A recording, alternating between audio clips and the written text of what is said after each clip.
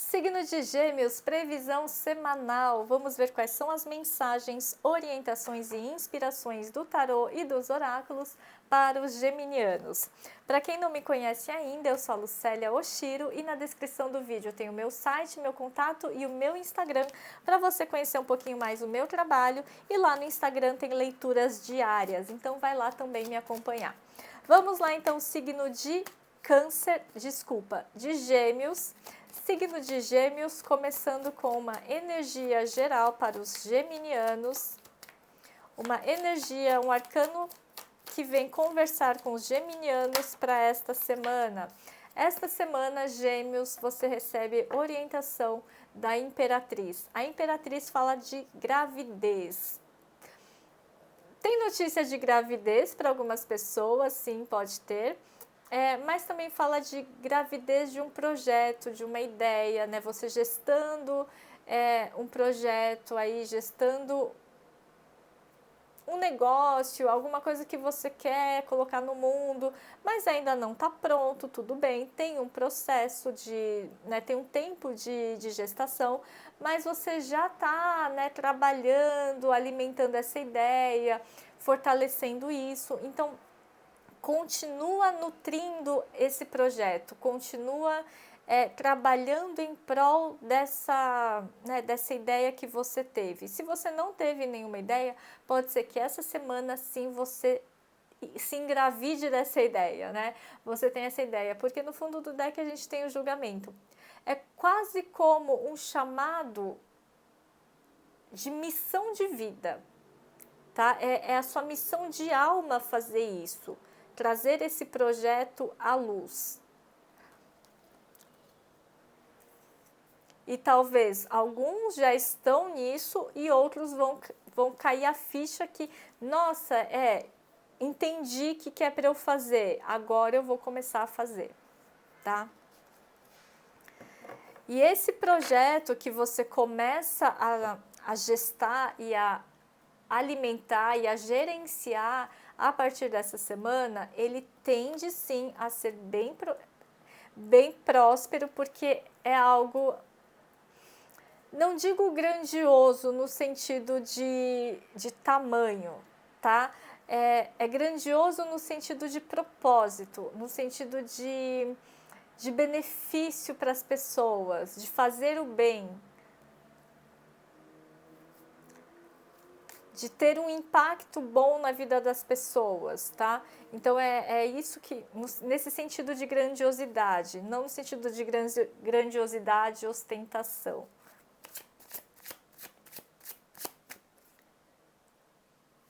O que Gêmeos precisa evitar esta semana? Evitar o 6 de copas, evitar ficar...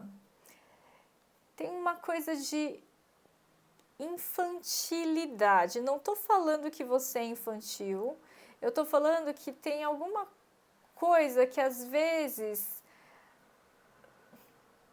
te deixa numa postura meio que infantilizada. O que é o infantil? O infantil não leva para o lado negativo, tá? Infantil, o que é? Tem a ver com fala, tem a ver com... né, na origem da palavra, enfim, tem a ver com algo que eu não consigo falar, algo que eu não consigo expressar, tá?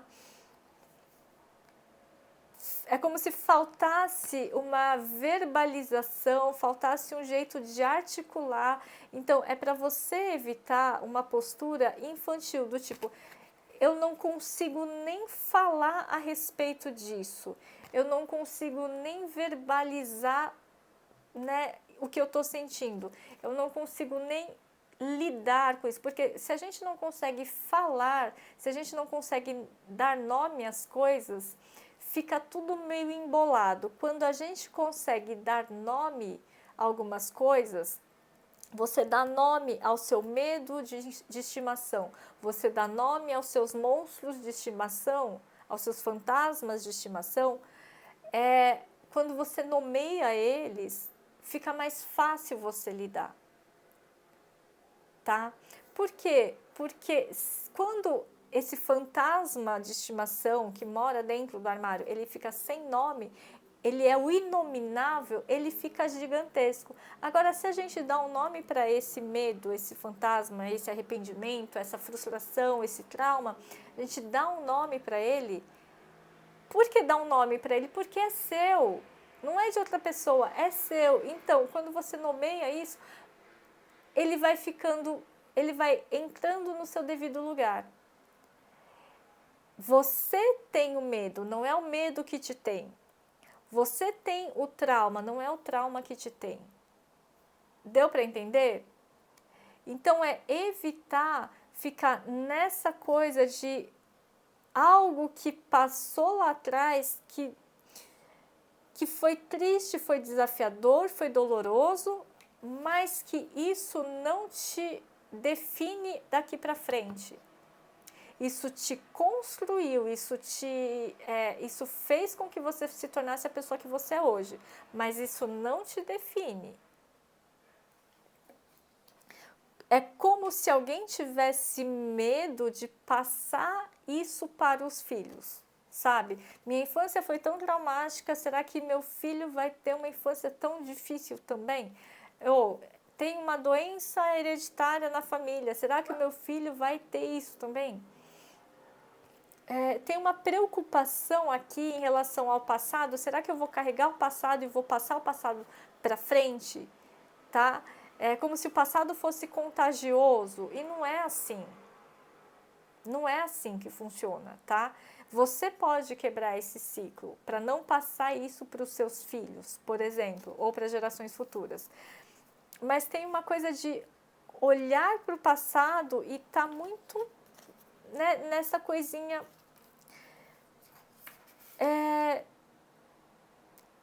de infância mesmo, de eu não consigo nem falar. É para você evitar isso essa semana, tá? E não só essa semana, mas começar a prestar mais atenção nessa dinâmica. E o que você tem que ativar essa semana, Gêmeos? É uma leitura bem específica, tá? Mas é o que tá vindo. Gente, olha só. Quem veio? A Imperatriz. O que você tem que ativar? A Imperatriz. Né? É sair da criança e ir para o adulto. Agora você é adulto. Eu não sou mais o filhinho da mamãe, mas agora eu sou, né, a mãe ou o pai. Agora eu dou conta de resolver as coisas. Quando você olha a sua criança interior, que teve as suas questões, que teve alguma situação difícil, de abuso, de dor, você cura a sua criança interior quando você olha para ela de um lugar de adulto, porque agora você é o adulto. Então, quem vai acolher a sua criança interior é você, adulto, tá? Então, o que você tem que ativar essa semana é a sua potência de imperatriz, independente de se você é homem ou mulher, mas a potência de imperatriz é: eu crio vida. A partir da morte, eu crio vida. A partir daquilo que morreu na minha vida, sonhos que não foram possíveis, coisas que aconteceram, coisas que desaconteceram, eu sou capaz de gerar vida. E vida em abundância, tá? 2 imperatrizes aqui. Mas gerar vida. O que é gerar vida? Sim, pode ser gerar filhos, mas gerar vida no sentido de gerar ideias, gerar projetos, né? Trazer abundância para o mundo, para a vida das pessoas, para a sua própria vida, trazer recursos financeiros a partir dos seus dons, talentos. E gerar vida também é ser um elemento que traz vida para as pessoas, ser uma pessoa que traz alegria na vida de outras pessoas, que é isso que a Imperatriz faz, tá?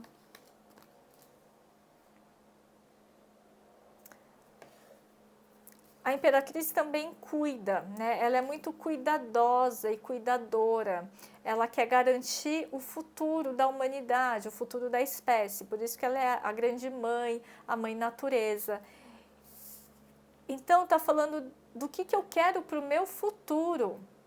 O que eu estou construindo para o futuro. Como eu torno perene ou contínua a vida, a minha história. E não fico olhando para o passado.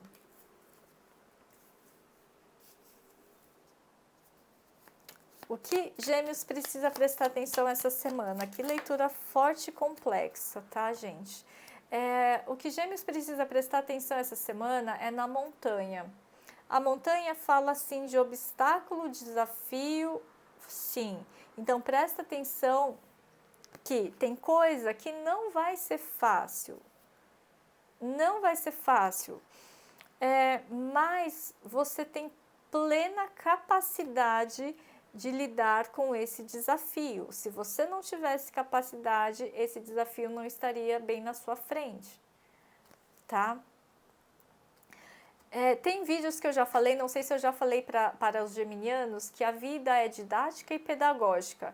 Ela vai colocar problema no nosso caminho para a gente resolver o problema, porque é só a partir da resolução do problema que a gente cresce, que a gente evolui, que a gente avança, né? No nível espiritual, inclusive. Então, essa montanha, não veja como, quem botou essa pedra no meio do caminho, tá? Tem um motivo. Tem um motivo, tá?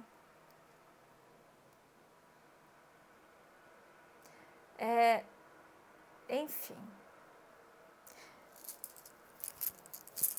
Poderia falar muito mais, tá? Mas aqui eles estão falando, né? A mensagem que vem assim. Já passou o recado. Tem que encarar o desafio. É isso. Vai ter que encarar o desafio. Mas você consegue. Você consegue. Uma runa para Gêmeos. Dagaz. Dagaz fala de tempo necessário. Não é do dia para a noite que vai ser que você vai superar essa questão, né? É um processo, né? Tem um tempo necessário. Assim como a Imperatriz, ela está grávida, então tem um tempo necessário de gestação de um projeto, de gestação de algo para o futuro. E assim como teve um tempo necessário para você superar essa dor do passado.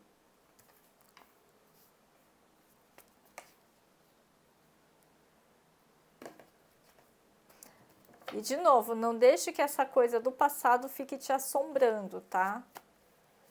Aqui é a hora de você encarar novos desafios. Desafio do passado já foi, já encarou, já superou. Aqui é um novo desafio, tá? Não é o mesmo velho desafio. Por isso que esse velho desafio, o papel dele foi te fortalecer para você encarar esse novo desafio, tá bom? Eu sei, não tá fácil para Gêmeos, não tá, mas é assim que a gente cresce, tá? Oráculo da Lua. Oráculo da Lua para os geminianos, 2 cartas. Um problema pessoal encontra uma solução e o seu esforço está valendo a pena. Então, tem um caminho de solução. E aquilo que você está fazendo, ou aquilo que você vai fazer, isso não vai ser em vão, tá? Então, tá tudo caminhando dentro da normalidade da sua evolução e da sua revitalização, tá? Que eu vejo que alguns geminianos estão meio caidinhos aqui nessa leitura. E uma frase final, uma palavra-chave para os geminianos, uma palavra-chave para os geminianos. E a palavra-chave que vem é racionalidade. Racionalidade. Gêmeos é um signo racional, né? Do elemento ar, regido por Gêmeos. Então, aqui está falando de, essa semana, o foco não é tanto na sensibilidade, na emotividade, mas mais na racionalidade. Tá bom, eu tenho uma montanha para subir, eu tenho um desafio para vencer. Qual é a melhor estratégia para isso? Sejamos racionais e não emocionais, tá bom? Sabe quando um atleta tem uma prova olímpica? Ele precisa ter nervos de aço, porque o emocional dele pode afetar o desempenho dele, né? Nas Olimpíadas, por exemplo, é mais ou menos isso aqui, tá? Você vai ter que ter nervos de aço, mas você dá conta, ok? Muito obrigada pela escuta, que seja uma ótima semana para todos nós.